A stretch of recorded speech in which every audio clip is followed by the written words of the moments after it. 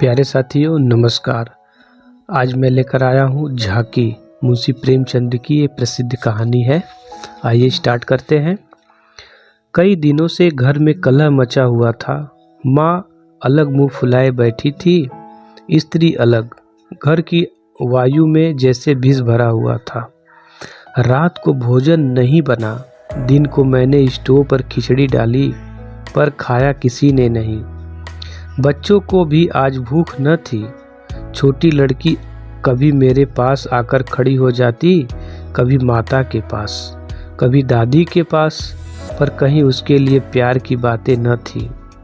कोई उसे गोद में न उठाता, मानो उसने भी कोई अपराध किया हो। लड़का शाम को स्कूल से आया, किसी ने उसे कुछ खाने को न दिया, न उससे बोला, न कुछ पूछा। दोनों बरामदे में मन मारे बैठे हुए थे। शायद सोच रहे थे, घर में आज क्यों लोगों के हृदय उनसे इतने फिर आए गए हैं। भाई बहन दिन में कितनी ही बार लड़ते हैं, रोना पीटना भी कई बार हो जाता है, पर ऐसा कभी नहीं होता कि घर में खाना न पके या कोई किसी से बोले नहीं। यह कैसा झगड़ा है कि 24 घंटे गुजर जाने पर भी शांत नहीं होता। यह शायद उसकी समझ में न आता था। झगड़े की जड़ कुछ न थी। अम्मा ने मेरी बहन के घर तीज भेजने के लिए जिन सामानों की सूची लिखाई, वह पत्नी जी को घर की स्थिति देखते हुए अधिक मालूम हुई। अम्मा खुद समझदार हैं। उन्होंने थोड़ी बहुत काट छाट कर दी थी, लेकिन पत्नी जी के विचार में और काट छाट होनी चाहिए थी। 5 साड़ियों की जगह 3 रहे तो क्या बुराई है। खिलौने इतने क्या होंगे, इतनी मिठाई की क्या जरूरत, उनका कहना था। जब रोजगार में कुछ मिलता नहीं, दैनिक कार्यों में खींचतान करनी पड़ती है, दूध घी के बजट में तकलीफ हो गई, तो फिर तीज में क्यों इतनी उदारता की जाए। पहले घर में दिया जलाकर तब मस्जिद में जलाते हैं। यह नहीं कि मस्जिद में तो दिया जला दे और घर में अंधेरा पड़ा रहे। इसी बात पर सास बहू में तकरार हो गई। फिर साखें फूट निकली। बात कहां से कहां जा पहुंची। गड़े हुए मुर्दे उखाड़े गए। अन्योक्तियों की बारी आई। व्यंग्य का दौर शुरू हुआ और मौना अलंकार पर समाप्त हो गया। मैं बड़े संकट में था। अगर अम्मा की तरफ से कुछ कहता हूँ तो पत्नी जी रोना धोना शुरू करती हैं, अपने नसीबों को कोसने लगती हैं। पत्नी की सी कहता हूँ तो जन मुरीद की उपाधियाँ मिलती हैं। इसलिए बारी बारी से दोनों पक्षों का समर्थन करता जाता था, पर स्वार्थवश मेरी सहानुभूति पत्नी के साथ ही थी। मेरे सिनेमा का बजट इधर साल भर से बिल्कुल गायब हो गया था। पान पत्ते के खर्च में भी कमी करनी पड़ती थी। बाजार की सैर बंद हो गई थी। खुलकर तो अम्मा से कुछ न कह सकता था, पर दिल में समझ रहा था कि ज्यादती इन्हीं की है। दुकान का यह हाल है कि कभी कभी बोहनी भी नहीं होती। असामियों से टका वसूल नहीं होता, तो इन पुरानी लकीरों को पीटकर क्यों अपनी जान संकट में डाली जाए। बार बार गृहस्थी के जंजाल में तब ये झुझलाती थी। घर में 3 तो प्राणी है और उनमें भी प्रेम भाव नहीं। ऐसी गृहस्थी में आग लगा देनी चाहिए। कभी कभी ऐसी सनक सवार हो जाती थी कि सबको छोड़ छोड़कर कहीं भाग जाऊं। जब अपने सिर पड़ेगी तब इनको होश आएगा, तब मालूम होगा कि गृहस्थी कैसे चलती है। क्या जानता था कि यह विपत्ति झेलनी पड़ेगी? नहीं, विवाह का नाम ही न लेता। तरह तरह के कुत्सित भाव मन में आ रहे थे। कोई बात नहीं, अम्मा मुझे परेशान करना चाहती है। बहू उनके पांव नहीं दबाती, उनके सिर में तेल नहीं डालती, तो इसमें मेरा क्या दोष। मैंने उसे मना तो नहीं कर दिया। मुझे तो सच्चा आनंद होगा यदि सास बहू में इतना प्रेम हो जाए, लेकिन यह मेरे वश की बात तो नहीं कि दोनों में प्रेम डाल दूं। अगर अम्मा ने अपनी सास की साड़ी धोई है, उनके पांव दबाए हैं, उनकी गुड़कियां खाई हैं, तो आज वह पुराना हिसाब बहू से क्यों चुकाना चाहती है? उन्हें क्यों दिखाई नहीं देता कि अब समय बदल गया है? बहुएं अब भयवश सास की गुलामी नहीं करती। प्रेम से चाहे उनके सिर के बाल नोच लो, लेकिन जो रोब दिखाकर उन पर शासन करना चाहा तो वह दिन लद गए। सारे शहर में जन्माष्टमी का उत्सव हो रहा था। मेरे घर में संग्राम छिड़ा हुआ था। संध्या हो गई थी, पर सारे घर में अंधेरा पड़ा था। नहुसत छाई हुई थी। मुझे अपनी पत्नी पर क्रोध आया। लड़ती हो लड़ो, लेकिन घर में अंधेरा क्यों रखा है? जाकर कहा, क्या आज घर में चिराग न जलेंगे? पत्नी ने मुंह फुलाकर कहा, जला क्यों नहीं लेते? तुम्हारे हाथ नहीं है? मेरी देह में आग लग गई। बोला, तो क्या जब तुम्हारे चरण नहीं आए थे तब घर में चिराग न जलते थे? अम्मा ने आग को हवा दी। नहीं, तब सब लोग अंधेरे ही में पड़े रहते थे। पत्नी जी को अम्मा की इस टिप्पणी ने जामे से बाहर कर दिया। बोली, जलाते होंगे मिट्टी की कुप्पी, लालटेन तो मैंने नहीं देखी। मुझे भी इस घर में आए 10 साल हो गए। मैंने डांटा, अच्छा चुप रहो, बहुत बढ़ो नहीं। ओहो, तुम ऐसा डांट रहे हो जैसे मुझे मोल लाए हो। मैं कहता हूँ चुप रहो। क्यों चुप रहूं? अगर एक कहोगे तो 2 सुनोगे। इसी का नाम पतिव्रत है। जैसा मुंह होता है वैसे ही बीड़े मिलते हैं। मैं परास्त होकर बाहर चला आया और अंधेरी कोठरी में बैठा हुआ उस मनहूस घड़ी को कोसने लगा जब इस कुलच्छनी से मेरा विवाह हुआ था। इस अंधकार में भी 10 साल का जीवन सिनेमा चित्रों की भांति मेरे स्मृति नेत्रों के सामने दौड़ गया। उसमें कहीं प्रकाश की झलक न थी, कहीं स्नेह की मृदुता न थी। सहसा मेरे मित्र पंडित जयदेव जी ने द्वार पर पुकारा, अरे आज यह अंधेरा क्यों कर रखा है जी? कुछ सूझता ही नहीं, कहाँ हो? मैंने कोई जवाब न दिया। सोचा यह आज कहाँ से आकर सिर पर सवार हो गए। जयदेव ने फिर पुकारा, अरे कहाँ हो भाई, बोलते क्यों नहीं? कोई घर में है या नहीं? कहीं से कोई जवाब न मिला। जयदेव ने द्वार को इतनी जोर से झंझोड़ा कि मुझे भय हुआ कहीं दरवाज़ा चौखट बाजू समेत गिर न पड़े। फिर भी मैं बोला नहीं। उनका आना खल रहा था। जयदेव चले गए। मैंने आराम की सांस ली। बारे शैतान टला, नहीं घंटों सिर खाता है।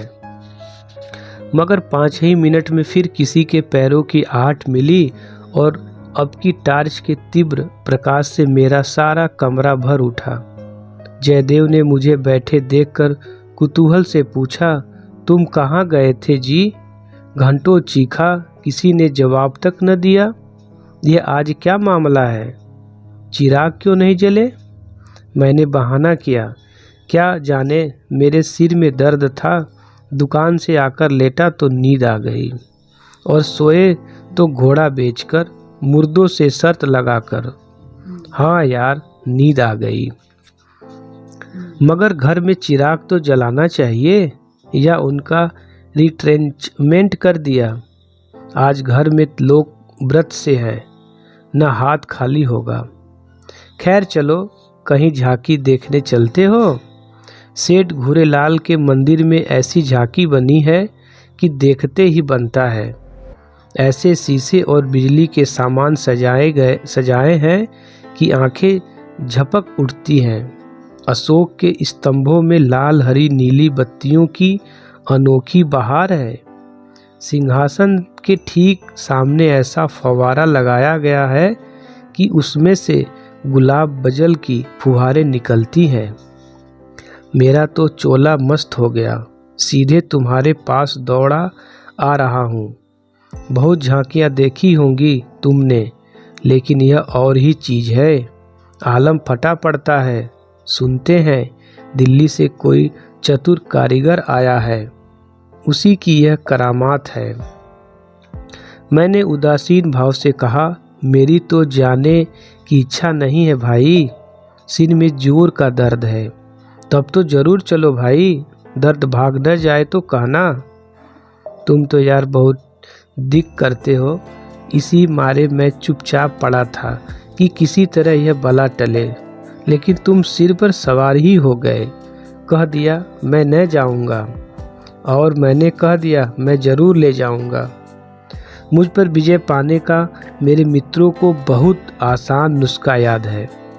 यो हाथापाई, झींगा, मुश्ती, धौल धप्पा मैं किसी से पीछे रहने वाला नहीं हूँ, लेकिन किसी ने मुझे गुदगुदाया और मैं परास्त हुआ। फिर मेरी कुछ नहीं चलती। मैं हाथ जोड़ने लगता हूँ, घिघियाने लगता हूँ और कभी कभी रोने लगता हूँ। जयदेव ने वही नुस्खा आजमाया और उसकी जीत हो गई। संधि की यह शर्त ठहरी कि मैं चुपके से झांकी देखने चलूँ। सेठ घुरेलाल उन आदमियों में है जिनका प्रातः को नाम ले लो तो दिन भर भोजन न मिले। उनकी मक्खी चूसपने की सैकड़ों की दंत कथाएं नगर में प्रचलित हैं। कहते हैं कि एक बार मारवाड़ का एक भिखारी उनके द्वार पर डट गया कि भिक्षा लेकर ही जाऊंगा। सेठ जी भी अड़ गए थे कि भिक्षा न दूंगा, चाहे कुछ हो। मारवाड़ी उन्हीं के देश का था। कुछ देर तो उनके पूर्वजों का बखान करता रहा, फिर उनकी निंदा करने लगा। अंत में द्वार पर लेट रहा। सेठ जी ने रत्ती भर परवाह न की। भिक्षुक भी अपनी धुन का पक्का था। 7 दिन द्वार पर बेदाना पानी पड़ा रहा और अंत में वहीं पर मर गया। तब सेठ जी पसीजे और उसकी क्रिया इतनी धूमधाम से की कि बहुत कम किसी ने की होगी। 1 लाख ब्राह्मणों को भोजन कराया और लाख ही उन्हें दक्षिणा में दिया। भिक्षुक का सत्याग्रह सेठ जी के लिए वरदान हो गया। उनके अंतःकरण में भक्ति का जैसे स्रोत खुल गया। अपनी सारी संपत्ति धर्मार्थ अर्पण कर दी। हम लोग ठाकुर द्वारे में पहुँचे तो दर्शकों की भीड़ लगी हुई थी। कंधे से कंधा छिलता था। आने और जाने के मार्ग अलग थे। फिर भी हमें आध घंटे के बाद भीतर जाने का अवसर मिला। जयदेव सजावट देख देखकर लोटपोट हुए जाते थे, पर मुझे ऐसा मालूम होता था कि इस बनावट और सजावट के मेले में कृष्ण की आत्मा कहीं खो गई है। उनकी वह रत्न जटित बिजली से जगमगाती मूर्ति देखकर मेरे मन में ग्लानि उत्पन्न हुई। इस रूप में भी प्रेम का निवास हो सकता है। हमने तो रत्नों में दर्प और अहंकार ही भरा देखा है। मुझे उस वक्त यह याद न रही कि यह एक करोड़पति सेठ का मंदिर है और धनी मनुष्य धन में लौटने वाले ईश्वर ही की कल्पना कर सकता है। धनी ईश्वर में ही उनकी श्रद्धा हो सकती है। जिसके पास धन नहीं, वह उनकी दया का पात्र हो सकता है, श्रद्धा का कदापि नहीं।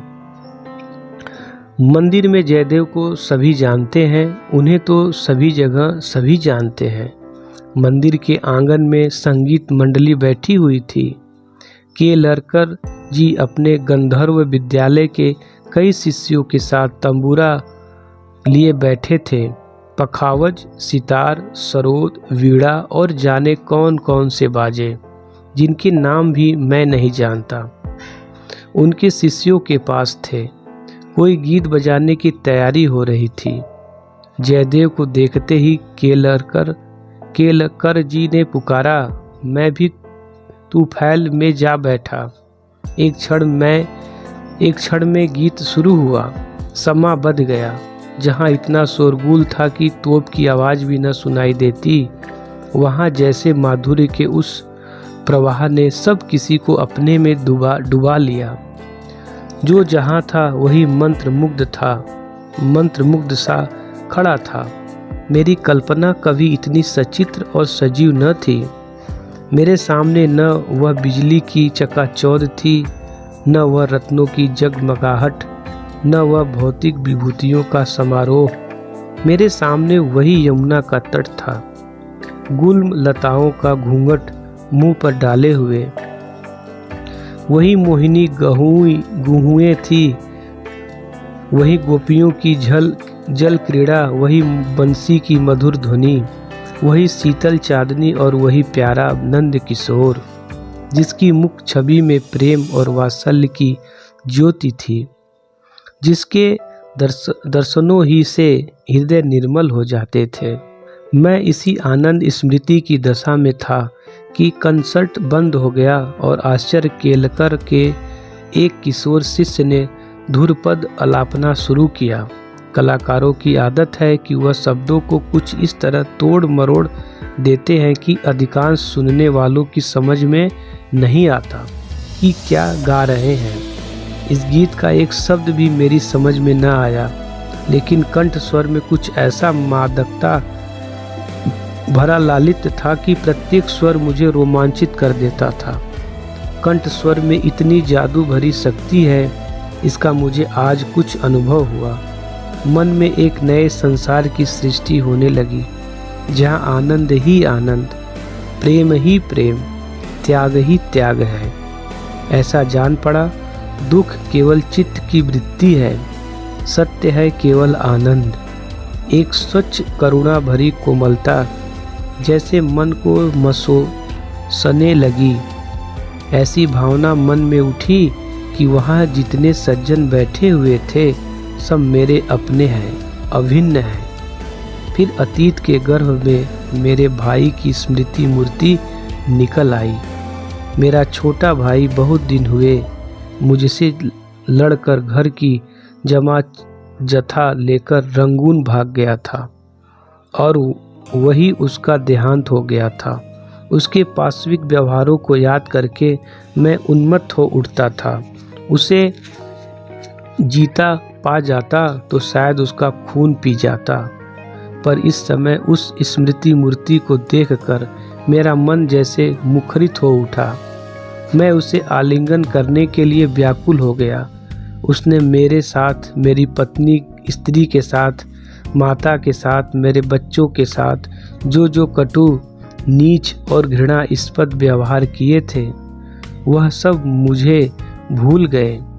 मन में केवल यही भावना थी, मेरा भैया कितना दुखी है। मुझे इस भाई के प्रति कभी इतनी ममता न हुई थी। फिर तो मन की वह दशा हो गई जिसे विह्वलता कह सकते हैं। शत्रु भाव जैसे मन से मिट गया हो। जिन जिन प्राणियों से मेरा बैर भाव था, जिनसे गाली गलौज, मारपीट, मुकदमेबाजी सब कुछ हो चुकी थी, वह सभी जैसे मेरे गले में लिपट कर हंस रहे थे। फिर विद्या पत्नी की मूर्ति मेरे सामने आ खड़ी हुई। वह मूर्ति जिसे 10 साल पहले मैंने देखा था। उन आँखों में वही विकल कंपन था, वही संदिग्ध विश्वास, कपोलों पर वही लज्जा लालिमा, जैसे प्रेम के सरोवर से निकला हुआ कोई कमल पुष्प हो। वही अनुराग, वही आवेश, वही उन्माद, वही याचना भरी उत्सुकता जिससे मैंने उस न भूलने वाली रात को उसका स्वागत किया था, एक बार फिर मेरे हृदय में जाग उठी। मधुर स्मृतियों का जैसे स्रोत सा खुल गया। जी ऐसा तड़पा कि इसी समय जाकर विद्या के चरणों पर सिर रगड़ कर रोऊं और रोते रोते बेसुध हो जाऊं। मेरी आंखें सजल हो गई। मेरे मुंह से जो कटु शब्द निकले थे वह सब जैसे मेरे ही हृदय में गड़ने लगे। इसी दशा में जैसी ममता मई माता ने आकर मुझे गोद में उठा लिया।